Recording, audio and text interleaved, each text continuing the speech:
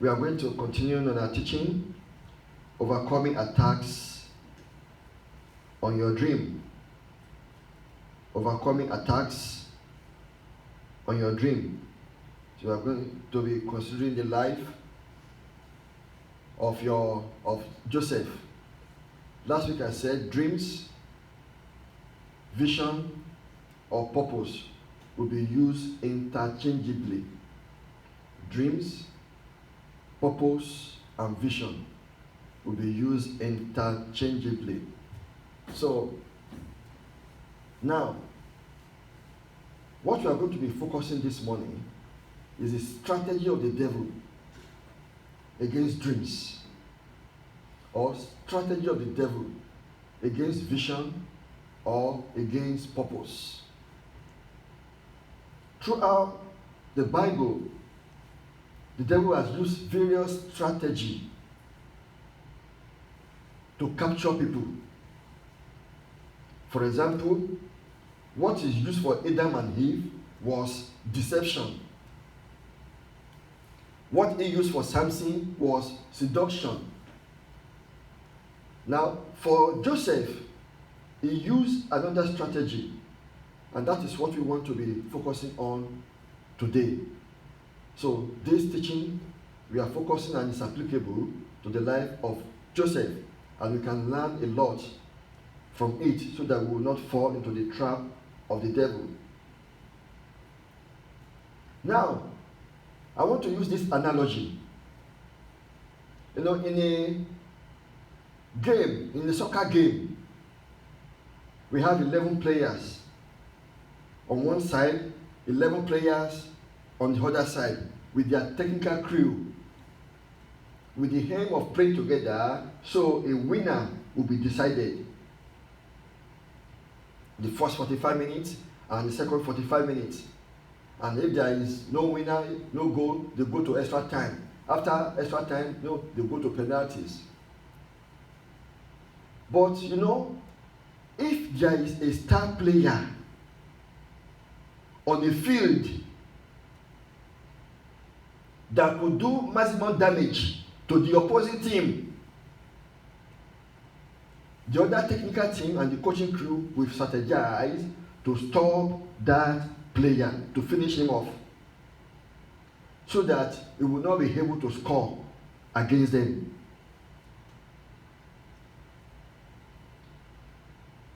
I deliberately picked this analogy for us to understand what I want to say better this morning. Once you know a star player, the opposite coaching crew will talk with his team. Let us study his movement. Who is giving him ball? Who is his supplier? What leg does he use? Where does he normally stay in the field? Does he have ability to turn? Does he have ability to run faster? They will study him perfectly so that they will be able to stop him from getting ball or from him to score a goal. That is the strategy, because they knew that if this person gets the ball, he's going to score, or he's going to create chances to score. Sometimes one dangerous player can dribble 4 players at the same time. So that coaching crew, what they will say is, look out for this guy, suffocate him. When he gets the ball, 4 or 5 people surround him, get the ball from him. Why was the devil particular about the life of Peter? He has tempted Jesus. He failed. And the devil knew that if he couldn't defeat Jesus by temptation, now let me focus on his disciples, so that the work he said he would do on this world will not be able to be done. So he looked at Peter among the disciples as a ringleader. And the Bible says in Luke chapter 22, Christ said, Peter, Simon, the devil has asked for you to be sweet like wheat, but I've prayed for you, so that when you return, strengthen your brethren. Christ said, I pray for you so that your faith will not fail. Because he knew Peter was a ringleader among the disciples. He has already got Judas Iscariot. So 11 left, so he got Peter. And Peter denied Jesus, when he said you are one, he denied, though he cried bitterly. And in the book of John also, the Bible says, when Peter found that Christ was dead, he told his disciples, I go a fishing. The Bible says 7 other disciples went to fish, plus Peter, making 8. So only 3 or 4 disciples are left. 11 minus 8, 3 are left. Because he just spoke one word, and other disciples followed him. So the devil was particular. Let me get this Peter, so that I will finish the work here on earth. This work of the gospel will not be preached. But the devil failed again. Jesus prayed for Peter, even before he denied him. So when you have purpose in this world, and the devil notices that this person is going to be a terror to the kingdom of darkness, he will begin to strategize to stop you. Once the devil identifies that you carry the grace of God upon your life to bless the world, to be a light in this world, to be an anointed man of God or woman of God, to bless people and to liberate them from their darkness, the devil is and say, this person, let us frustrate the end out of him or her, so that he will not be able to fulfill his purpose. That's what the devil does. Immediately, Joseph announced his dream. Hatred started in the family. So we are looking at the strategy the devil uses. Now, application on Joseph.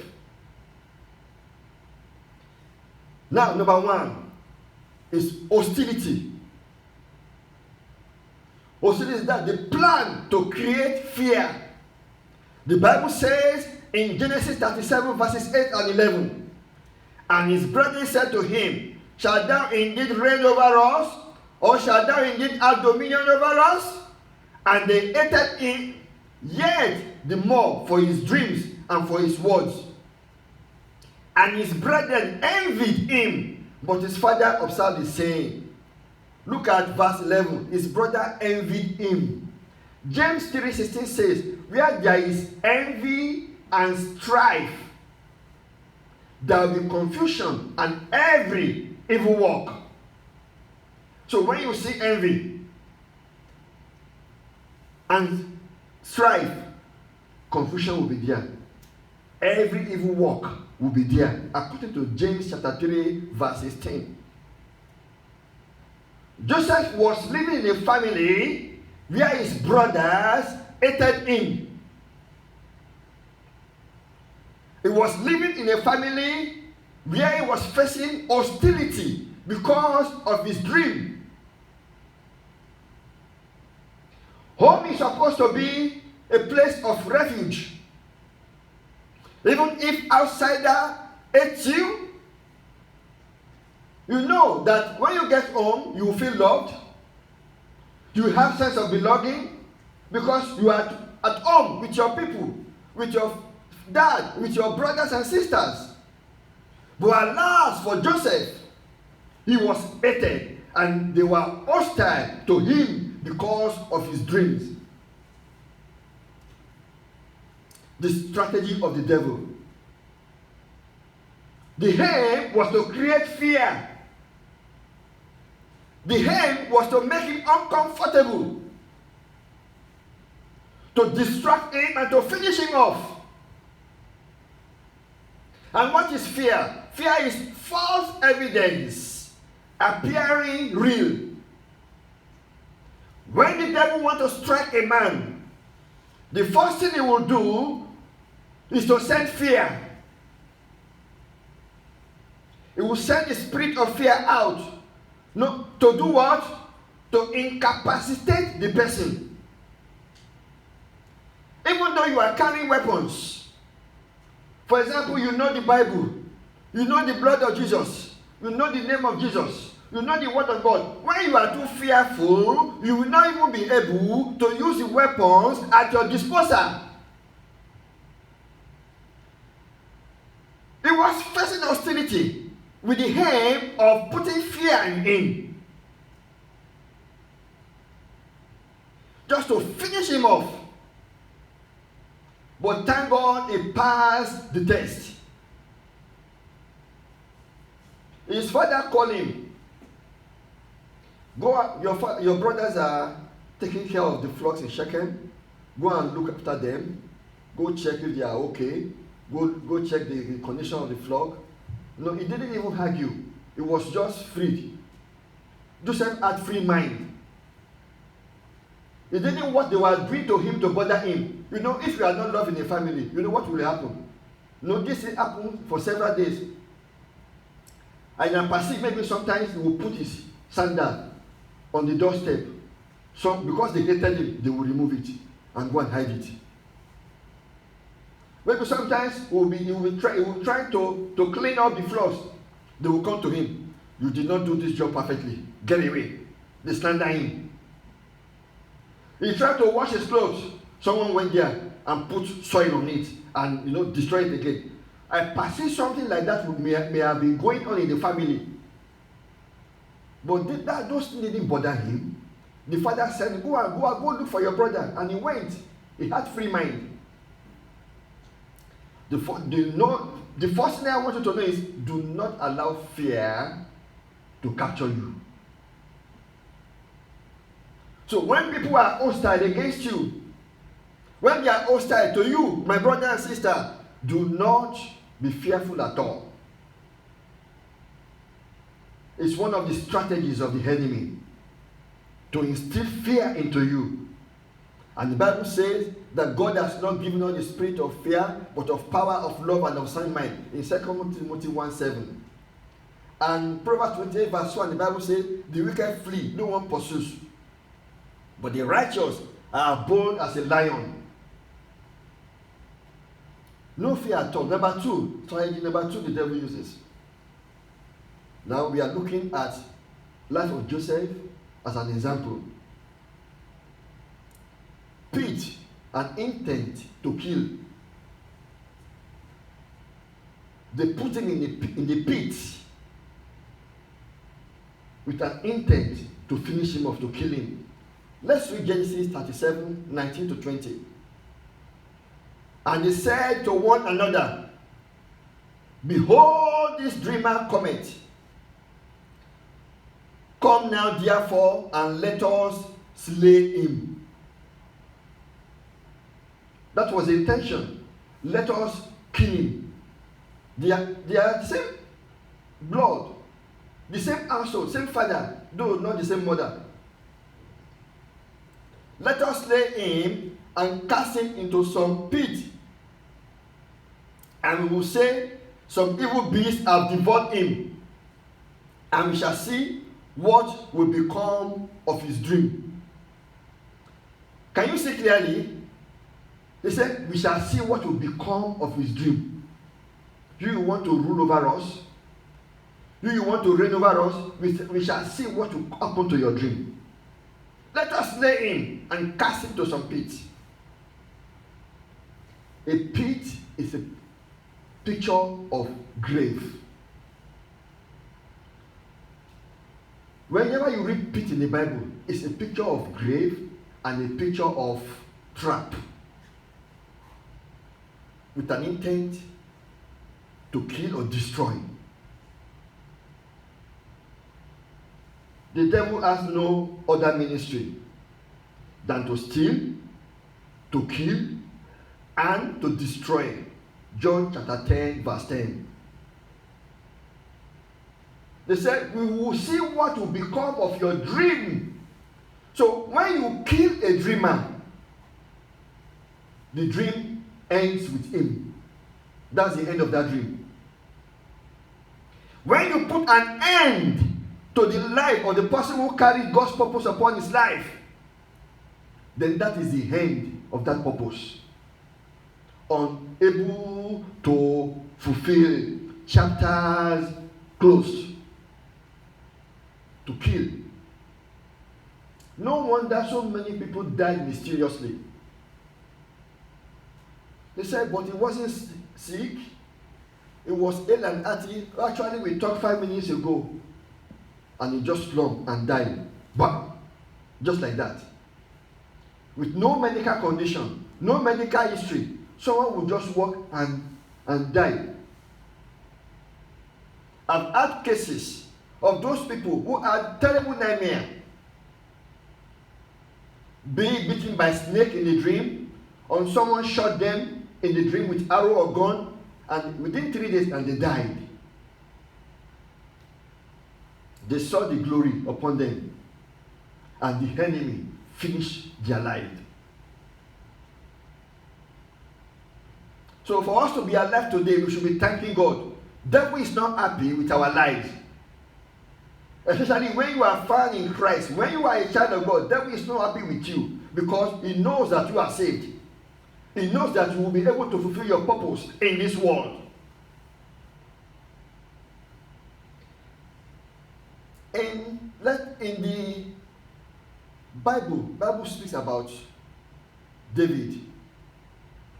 He wrote Psalm 40, verses 1 to 3, and I will read. He said, I waited patiently for the Lord, and he inclined unto me, and heard my cry.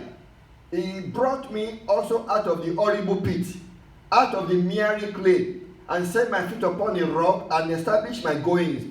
And he had put a new song in my mouth, even praise unto our God. Many shall see it and fear, and shall trust in the Lord. David has experienced this before. He said, I waited patiently. In his case, that was what he did. He said he was waiting on God. Waiting on God was just to wait. It's not that you are not praying, you are just being idle. You are praying and trusting God to give you direction. You are not taking any action by your own. You are waiting for God's instruction while you are praying, while you are reading your Bible, to give you green light. David said, I waited patiently for the Lord, and he inclined to me and heard my cry, which means he prayed. He heard my cry. That God brought him out of horrible pits. He called the situation an horrible pit and miry clay. Someone in the book of Jeremiah, actually, in the book of Jeremiah 38, 6 to 9, had this similar experience. When he was prophesying that Jerusalem will be captured, they will take over this city, we are going to go captives, people are not with him. So they put him in dungeon. They lower him with rope, and inside the pit there was miry clay. Miry clay is a sinking sand. If you are standing in the clay, the more you are trying to come out, the more you sink. And it was lowered there, and thank God someone intervened, and said, this man will die because we are already surrounded by these armies of the enemy. And the bread is not that much in town. He's going to die there. And they took several men to lift him up. They tied rope together and they lifted him up. A pit is a position of death, position of grave, position to capture, to kill, and to exterminate completely. Joseph experienced this. His own brother took him and derobed him and put him in the pit with an intention to finish him off. That is what the devil does. To kill someone so that their life purpose will not be fulfilled. That's why we need to be praying against the spirit of death. Some things we call accident. Maybe it's not accident. Devil plan it. Devil plan it, and so many people have been killed. And maybe if you can cast your mind back, you will also be grateful to God. Maybe you could have been killed by the devil when you were young, but God saved you through road accident or through attack or so many other means. I know someone who was I read it on I shared what the documentary on the YouTube. One Fulani man who gave his life to Jesus, and his family hated him. They told him many times to die, to renounce Christianity. He said no, that he saw Jesus Christ himself and he appeared to him. When they couldn't convince him, now they poisoned him. The whole community surrounded him. They forced him to drink poison, and they locked him up in a room. So in the morning, they came to check whether he would die. The man didn't die. At night, the Lord appeared to him again, and he said he just vomited all this black substance, vomited all those things out. And when his parents and they saw him that he didn't die, and they banished him from the community. So when they banished him, they sent hunters against him to go and kill him in the bush, but he escaped. Later, his father he went to another town. He was taught in the way of the Lord, and he became a preacher himself. The father on his deathbed sent for him and apologized to him. The father apologized to him, and the father gave his life because he had a purpose to bring light to his people. He was attacked just to finish his testimony, just to finish his life. But this man was able to overcome all the temptation. Strategy number 3, which the devil uses, is slavery. Slavery is temptation to live a sinful life. So if the devil notices that this man, I cannot kill him. This man has sent people against him to create fear in him through hostility and violence and intimidation, but he didn't budge. Now let us introduce sin into his life, whether that will kill him. Sin is a destiny killer. When a man indulges in sin, is giving the enemy opportunity to have inroads into his life. Sin destroys destinies of people. The Bible says in Genesis 39 verses 7 to 9, and it came to pass after these things that his master's wife cast longing eyes on Joseph, and she said, lie with me. But he refused and said to his master's wife, look, my master does not know what is with me in the house. He has committed all that he has to my hand. There is no one greater in this house than I, nor has he kept back anything from me. But you, because you are his wife, how then can I do this great wickedness and sin against God? Meanwhile, Joseph was 17 years old when he was sold by his brothers. In Potiphar's house, who was the captain of the guard of the king, I believe this one had several servants. In probably age 60, 70, or 40, 30, 20, many. But as soon as Joseph stepped into the family, the Bible says he prospered. And he became a manager of the slaves. And in Egypt, just like we do generally, the firstborn son should be in charge when the father is not at home. We are not sure the age of Potiphar. Maybe he has elder son or not, we don't know. But why would Joseph be the head after Potiphar in the house? God was with him. We are going to be discussing that next week. But the point is, Joseph said, how then can I do this great wickedness and sin against God?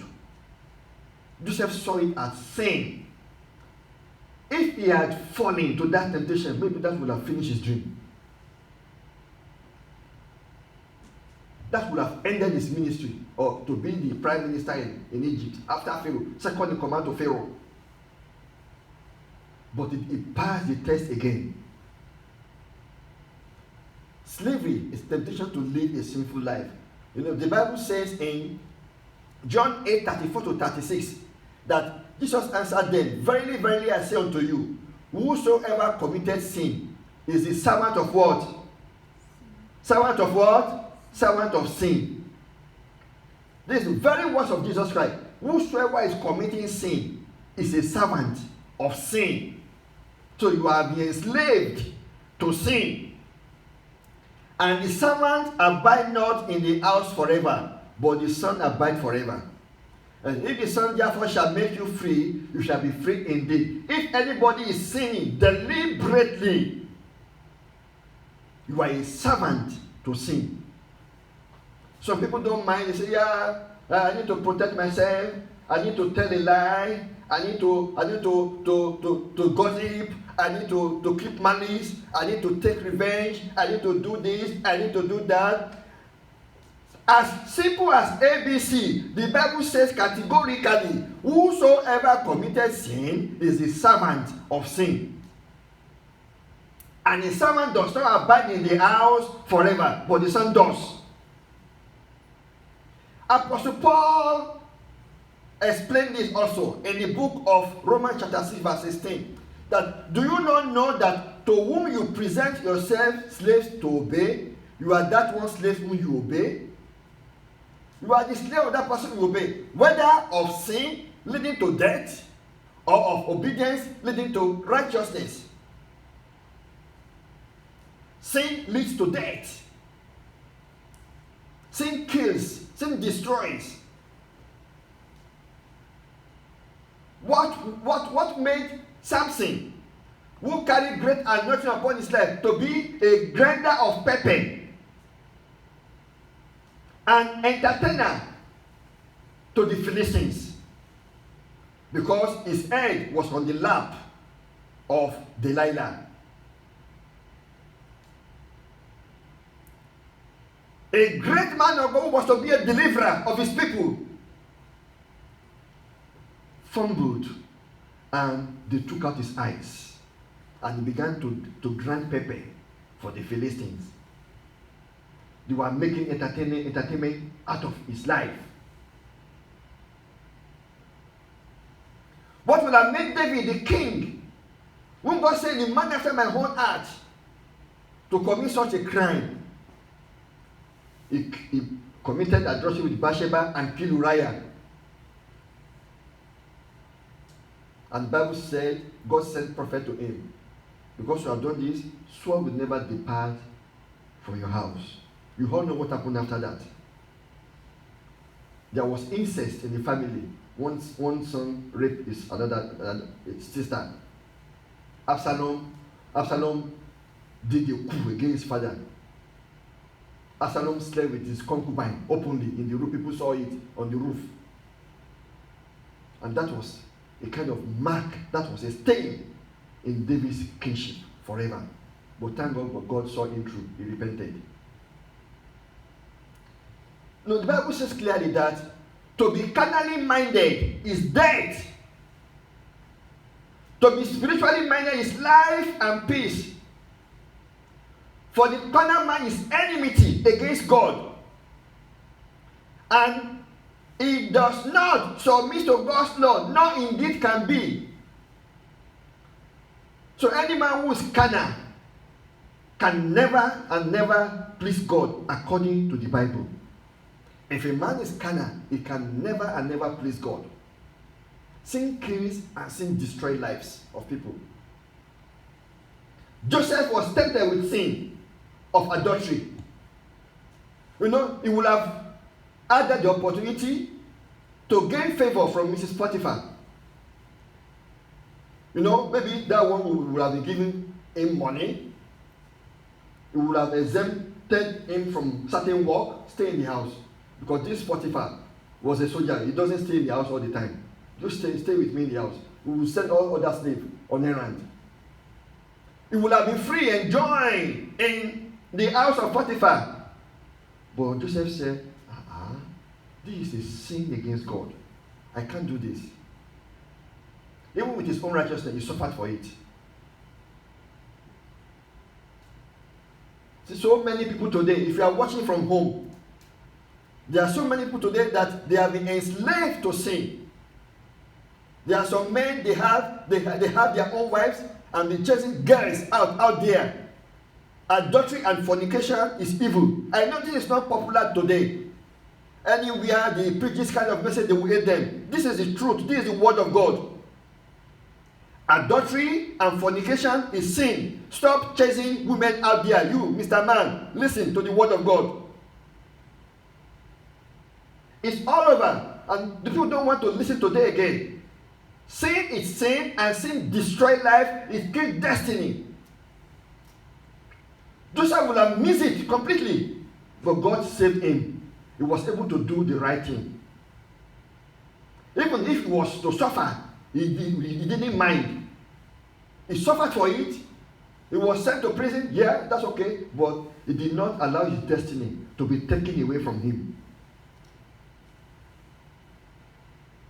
And the last one which I will say today is praising an intent to limit.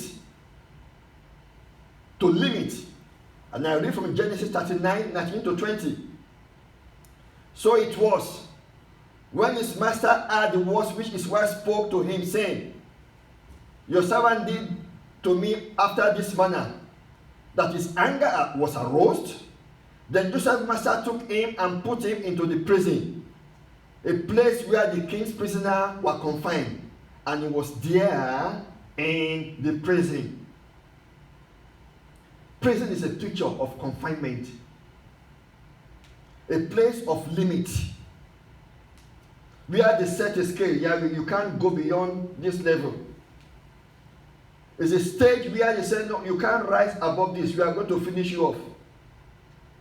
You know, look at prison. Let's just what happened in prison. It's a place where they regulate the time for you to wake up, time for you to go and eat, time for you to stay in your cell alone.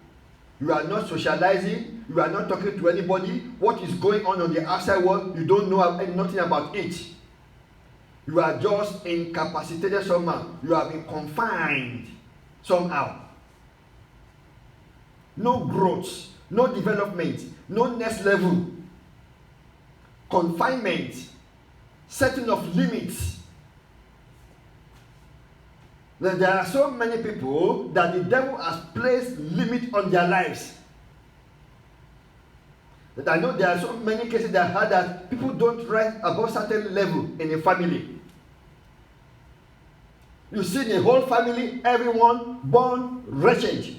And all the children and children, they are also wretched. They were all in abject poverty. Not a single one made it in the family. Certain limits. Joseph was put in the prison. But even in the prison, he prospered. I will explain that next week. But the prison is an intent to limit. To finish off. Or to say this guy will not go beyond this level. I know a family that every second born will die at a certain age.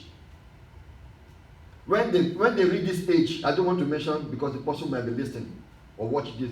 But when they reach certain age in that family, that person will die. So it happened to grandfather. It happened to the father. And now, when this guy was about to turn that age, he began to pray, went for deliverance. And he's over that age now, still alive. Sometimes they say in the kingdom of darkness, let us place limit on this person so that he will never rise above this level in his career. That is why so many people labor and labor and labor. And they have nothing to show for it. They strive and they labor, they work around the clock to make the ends meet, they suffer, they do a lot of things. At the end of the day, they spend the money on sickness. Or something will get damaged in the home. They never use their money judiciously for something good. Though they are working a hard job, it's like they are in poverty. Setting limits. A confinement. You know, in the days of one of the kings and days of Elisha in the Bible speaks of one king, King Ben-Hadad of Syria. He laid siege against Samaria. And I read, and it happened after this that Ben-Hadad, king of Syria, gathered all his army and went up and besieged Samaria. When they lay siege, they will surround that city. All the army will surround the city. And if there is any water supply going to that city, they will cut it. They will redirect it so that they will not get water. And there was a great famine in Samaria as a result of the besiegement. And indeed, they besieged it until a donkey's head was sold for 80 shekels of silver. The donkey was unclean animal. But this time, nothing was unclean to them. Whatever they see, they could eat. And the Bible says, and a 1/4 of a cab of dove droppings for 5 shekels of silver. Droppings, pool of dove. They were even selling it. They got to a time that if you read the Bible for that, they said one woman cried to the king because they said to each other, one said, let us boil your son and kill him today and eat him, so that tomorrow we are going to eat your own son. And the woman cried to the king. That was when Elisha came in and said that, well, this time tomorrow there will be this, and that was, and God delivered the nation of Samaria, or the city of Samaria, from this Syrian army. So there was great famine. There was great people who were eating human being. They were eating unclean animal, donkey's head. They were eating poo of dove. Abject poverty, confinement, limit, not ability to rise in life. Joseph was confined, but God saw him through. So the devil failed again over Joseph's life, even in prison. Those are the strategies as applicable to Joseph. Next week we are going to continue on how to guard your dreams. And I pray God will bless you as you pay close attention to the word of God, as you live your life to the standard laid down in the Bible, as you walk in righteousness and holiness before Jesus Christ. God will help you and teach you always to do the right thing. The Lord bless you all in Jesus' mighty name. Amen. Praise the name of Jesus. Praise the name of Jesus.